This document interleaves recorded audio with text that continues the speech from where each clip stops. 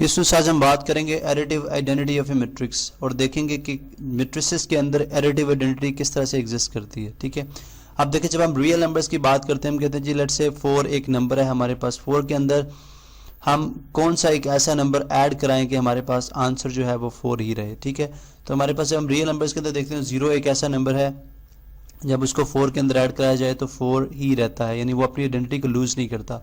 ठीक है, तो हम कहते हैं जी 0 इज कॉल्ड एडिटिव आइडेंटिटी, फिर 0 को हम एडिटिव आइडेंटिटी कहते हैं। ठीक है, अब इसी तरह से हम देखेंगे कि ये जो मैट्रिसेस हैं इनके अंदर एडिटिव आइडेंटिटी जो है उसका कॉन्सेप्ट क्या है। ठीक है, अब हम इसके अंदर हम देखेंगे जी फर्स्ट करें हमारे पास एक मैट्रिक्स है जो कि है 2 4 -1 0।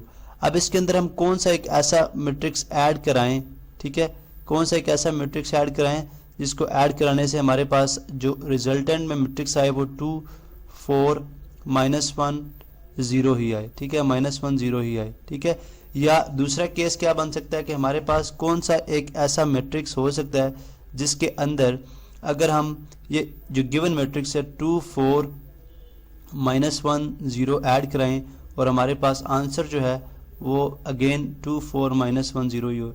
ठीक है, अब देखें मैंने यहाँ पे बेसिकली राइट साइड पे ऐड कराया, लेफ्ट साइड पे ऐड कराया ताकि क्यूमुलेटिव लॉ जो है उसको भी मद्देनजर रखा जाए और फिर हम एडिटिव आइडेंटिटी की बात करें। यानी अगर मैं यहाँ पे इन मैट्रिसेस को जनरल नेम दे दूं, लेट्स सपोज A प्लस इसको फॉर एग्जांपल हम कहते हैं जी O, ठीक है, इज इक्वल टू A।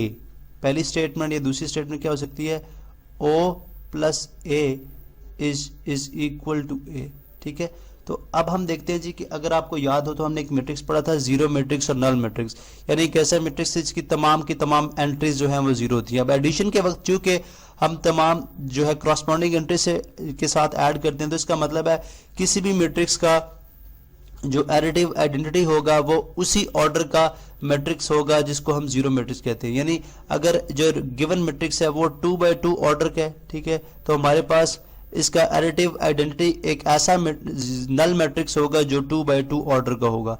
इसी तरह अगर गिवन मैट्रिक्स 2 by 3 ऑर्डर का हो तो हमारे पास जो उसका एडिटिव आइडेंटिटी है वो एक ऐसा मैट्रिक्स होगा जो 2 by 3 ऑर्डर का होगा। अब यहाँ पे देखिए चूंकि 2 by 2 ऑर्डर के तो 0 0 0 और 0, अगर आप इन दोनों को ऐड करें तो 2 + 0 2 होगा, 4 + 0 4 होगा, यानी क्रॉसपॉन्डिंग एंट्रीज। एडिशन आपको पता कैसे की जाती है।